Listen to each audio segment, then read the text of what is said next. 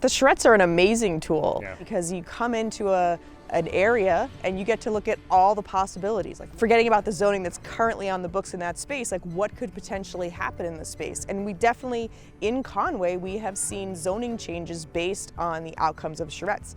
I think there's also an unintended benefit to the charrettes as well. It's not just communities trying to affect zoning, it's about the different opportunities for development, different revenue streams, whether it's the state grants and whether it's the incentive bonuses. You know, after the last charrette, I was really pleased to see how many people were up and milling around and asking questions, and a lot of those people were builders. You know, in those moments, you can have those conversations and kind of come to their side of the table for a little bit and see what those holdups are, what those hurdles and roadblocks that they're encountering are, and then from that we can go back to the planning board and say, you know, not for nothing, but I was at the charrette and this is one reason why this isn't getting done.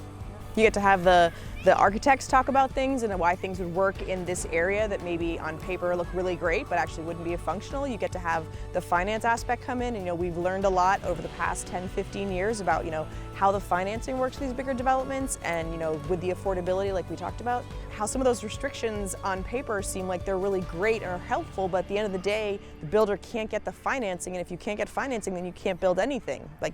anything. So learning what those limitations are and learning what the problems are help you become a better informed citizen, both as a member of the voting public and also for us on the planning board to understand, like, hey, this is why maybe this isn't being taken advantage of, or this is why